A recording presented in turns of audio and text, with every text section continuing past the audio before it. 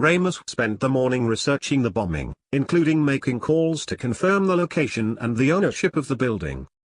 Once he confirmed that, he turned his attention to Dania. He was relieved St. Paul took Dania out of the picture, but understood there were higher personalities in management who exercised control over her, like Brett Sawyer, Dania's direct supervisor. His phone rang. It was Mike Davis. "Hello, Chief. How are you?" "I'm fine, Mike. You're the person I want to talk to. Can we meet?" "Yes, I figured you wanted to talk. That's why I called. I just got back from Seattle and I'm at the Crab Pot restaurant. Can you meet now?" "I'm on my way. See you in 10 minutes." Mike just finished a bowl of chowder when Ramous sat down across from him. He confirmed everything Zoe told him. "Did you find any more information regarding Brett Sawyer?" "Other than him being insane, and having a god complex, no. I'm not sure if he was in the building yesterday, so I don't know if he's dead or alive. Honestly, I'm suspicious that he may have coordinated the bombing, which means the first gens were acting under his supervision. Often, Sawyer and his team infiltrated terrorists groups, particularly those who included suicide bombers. He, through his agents, often supplied bomb-making materials to factions who intended to hurt enemies of the US. A friend of mine told me that after a cursory analysis, he was confident the devices they carried had the same signature as other devices provided by Sawyer's team. Sawyer liked it when his agents went above and beyond the call of duty, as it appears, they did in Seattle, although I'm surprised they became the bombers themselves. I suspect that after they killed Dania, they realized they didn't have much time and took as many as they could with them. I could see Sawyer convincing them that they were next and those after them wouldn't stop until they were all dead. That's the kind of control he had over them. Also, the messier the operation, the more he liked it, and what a dirty trail they left. I'm certain the death of Dania upset Sawyer.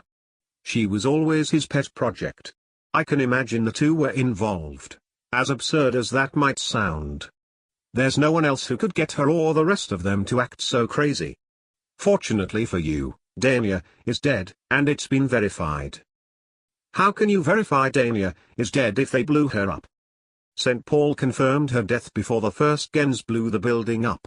As I told Zoe, they killed her during a raid at a safe house the night before. St. Paul identified her just before the explosion." "Okay, how do we find Sawyer, or find out whether he's alive or dead?" "Listen, Mike, I'll go after him myself, just give me an idea where he might be. I'm relieved they have dealt with Dania. Now, I hate to beat a dead horse, but she was only acting on someone's orders. If she were not, I'd be dead already. I don't believe paranoid people can simply walk away from their intentions."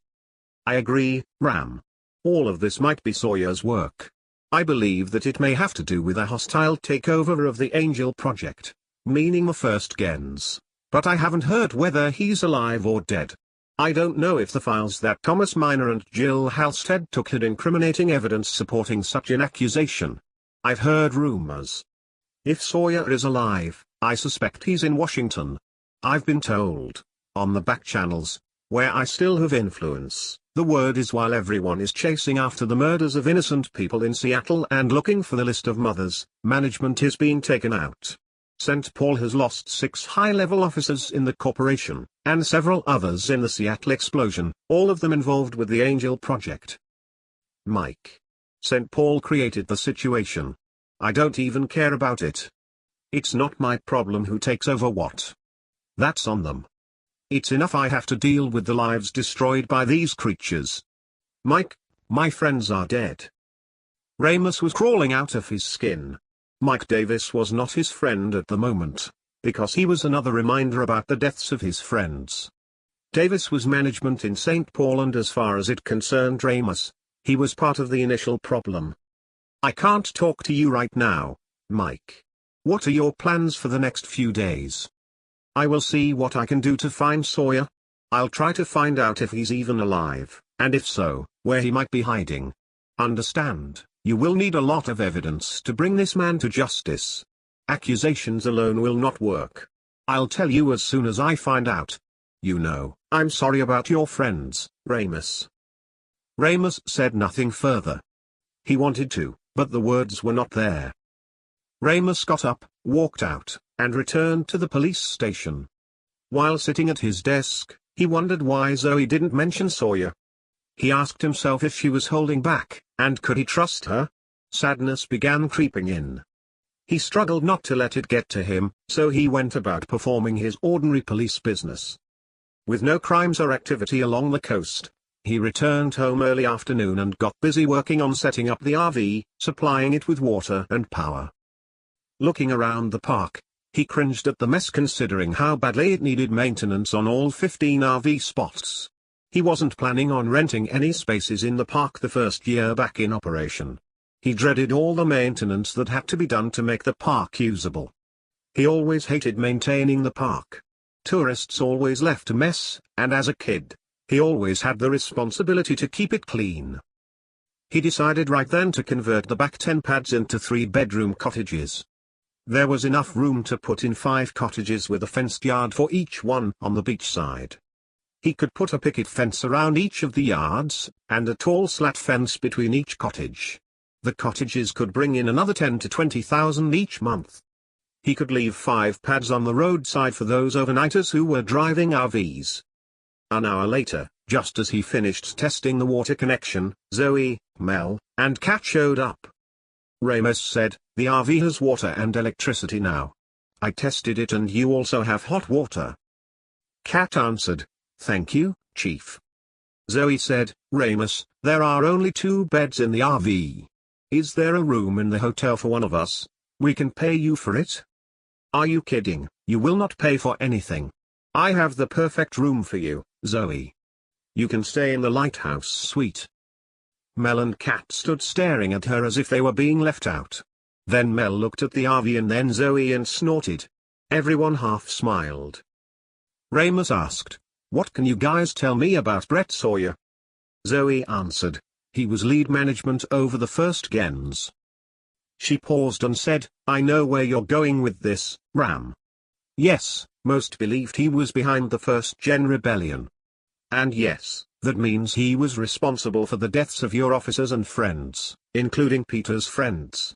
No one has found him since all of this started. The first gens have either killed him or following him." Kat chimed in, "He's an odd man. Even a first gen could tell. No one liked him because he often forced himself on young gens." Mel added, "St. Paul has not found his body. First gens like to display their work, so we assume because they haven't found him hanging from a telephone pole, or wearing women's clothes while sitting, dead, on a park bench, he must be working with them. More likely, they're working for him. We should know before too long if he was in the building at the time of the explosion." "All right, but let me know as soon as you find out, please." Afterward, Mel and Kat hurried into the RV to shower and try on their new clothes. They spent thousands of dollars shopping. Ramous could tell by the number of bags. Zoe asked, "Ram, we will find out what happened to him, if anything. I promise to let you know. How did you learn his name?" "I found the other paperwork you mentioned when we were at the gate. There were hundreds of documents, several naming him and his position. The files also included the list of all the mothers involved, including thousands of women who had late-term abortions, not just the few hundred mentioned at first. Abortionists performed thousands of procedures worldwide. The list made me sick to my stomach. Something about that list bothered me. It was mostly a number of forms releasing St. Paul of any liabilities regarding medical procedures. Oh. I'd like to see it, and I'm sorry I didn't tell you about Sawyer sooner. We weren't sure he was involved, and until then, there was no reason to go chasing after ghosts." "I'm sorry too, Zoe. I should have talked to you about it sooner, but I've been dealing with so much and have become so used to keeping everything to myself. When I gave the files to the media, I only gave them copies of the information and kept the originals in my office. You are more than welcome to review all the files I have. If you desire, Mel and Kat can go through them too. All 3 of you are more than welcome to do so. I'm not sure whether it would be helpful, except for the list. I don't want the list to fall into the hands of the first gens. If you have the list, we should destroy it. The remaining gens would have no problem coming here and killing everyone in the hotel should they find out you have it. Please, let's destroy it. When I talked with Mike earlier, he didn't act like the list was too important. Instead, he said the whole thing might be a hostile takeover of St. Paul, by the mysterious ghost, Sawyer. The list is important. You didn't give the list to the media, did you? I didn't give them the list. I understood the implications of doing so and kept the only copy in the office. You're a smart man, Mr. RIgnor, handsome too, as she kissed him on the cheek, and headed towards the hotel. Ramous stood for a moment, dumbfounded. He grabbed her bags of new clothes and raced to catch up with her. He carried her bags all the way to the lighthouse suite. Looks like you didn't do much shopping. Yes, I did. Mel took the rest of my stuff into the RV. I'll get them later. Ram, I'm hungry and tired. But first, let's destroy the list before we do anything else. I don't even want Mel and Cass to find out you had it, okay? No problem, let's destroy it right now. As they walked into Ramous' office, he picked up a key and a book of matches from on top of the desk. He unlocked and pulled the documents from the top right drawer. He handed the paperwork to Zoe, who found the list and gave it back to him. This is the list. As Zoe was glancing at the rest of the documents, Ramous bent down into the small fireplace in the office and set the list on fire, and held it until flames engulfed the whole list. When done, there was nothing but ashes. Thank you, Ram. Everyone will be safer now, and don't tell a single soul you had it. The first gens would kill you if they found out you had the list or even looked at the names. They'd torture you, hoping you might remember them. Ramous and Zoe went to the kitchen where Emily just finished making soup and tuna sandwiches. Ramous gave Emily a forlorn gaze as the three of them sat down to eat. Before his first bite, his cell rang. "Hello. Is this Chief RIgnor?" asked a woman on the other end. "Yes, this is Chief RIgnor. What can I do for you?" "Hello, Chief. This is Grace Holmes from Centennial School District. I found another package in the vault addressed to Peter Daniels, with no return address. I suspected this package accompanied the other package I gave you. I found it this morning when retrieving a school's lunch money put in the safe overnight. By the way, is there any news regarding Mr. Daniels?" Ramous walked out onto the back deck before he responded, "No, I'm sorry, there's no new information regarding him. Regarding the package, please keep it in the vault and I'll come into town tomorrow and pick it up. Is that all right?" "Yes, see you tomorrow. Wait, I'm leaving the district next week. Can I give you my address and phone number so you can contact me should you find what happened to Peter? Do you mind doing that?" "I don't mind at all. You can give me the information tomorrow when I pick up the package. Make a list of everyone who might be interested in Peter's outcome. Then, I can notify all of his friends when we find out." "Thank you, Chief. That would be great. See you tomorrow. Goodbye." Ramous returned to his lunch, but said nothing to Zoe or Emily about the call. He couldn't talk in front of Emily, anyway. Zoe, Mel, and Kat went sunbathing on the beach for the afternoon. Ramous and Emily spent the time discussing the possibility of converting the RV park into rentals. It concerned him he might put too much on Emily, although she didn't seem to mind. She suggested they hire another clerk to manage and clean them. He agreed and wandered up to his office to research contractors when his cell rang again. This time it was Margret. "Hi Maggie, are you still coming this weekend?" "Yes, we will be there tomorrow evening. Do you mind if I bring Hank and the kids?" "I already told you to bring them along. I want to visit with Hank and the kids too." "Hey. Is Hank still in construction?" "Since he hurt his back, he only does small remodeling jobs these days, usually while the kids are in school. Why? What did you have in mind?" "I need 5 cottages built, and I want to get them done before summer is over." "He's not licensed in Oregon any longer. So, he can't legally do construction work in Oregon. He can oversee the project, right?" He could help select the right contractors, and pull permits, etc. I don't have time to do those things myself at the moment. Margret laid down the law. Hank can still do so provided that it doesn't stress his back, and it doesn't interfere with his parenting duties.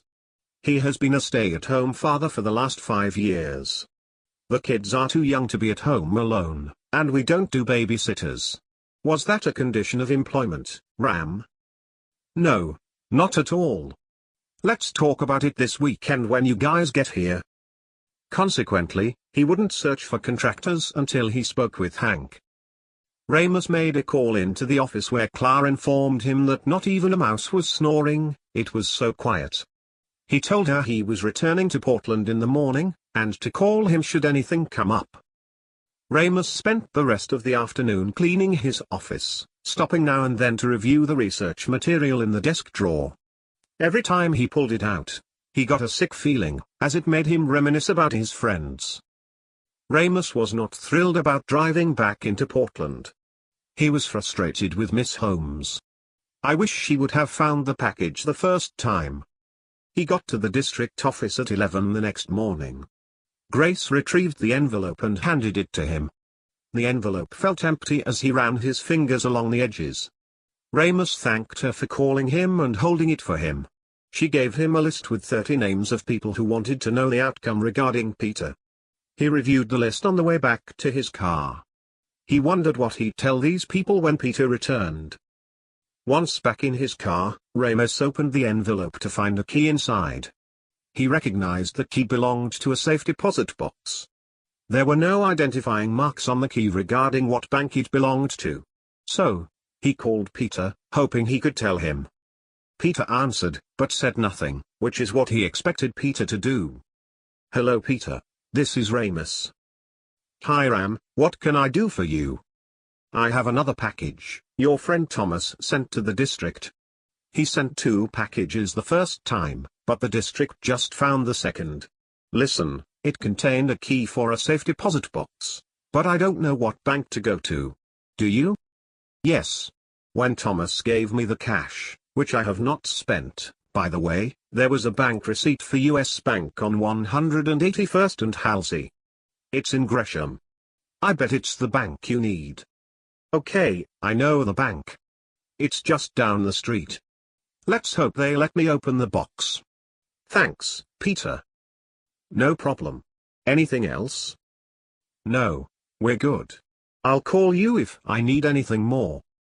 Ramous' next stop was the bank, but the manager refused to allow him access to the deposit box without a warrant. The manager did, however, confirm the key was to one of their security boxes. Ramous had to call in a favor. Derek, I need a warrant. Can you help me? Derek wanted more information than Ramous could give him, but offered to get the warrant for the box on the basis it was related to the murder of Billy Johnson and Steve Williams. Officer Hill wanted to be present when the box was opened. 2 hours later, he met Ramous in front of the US Bank. They entered the bank and offered the warrant. The manager led them to the security box vault. Ramous opened box number 269, which contained a notebook and another key. He peeked out of the vault to make sure a bank employee wasn't standing outside the door. Fortunately, bank policy allowed depositors privacy when opening their boxes. The second key opened box 315. That box was full of material and 14 thumb drives, and another key.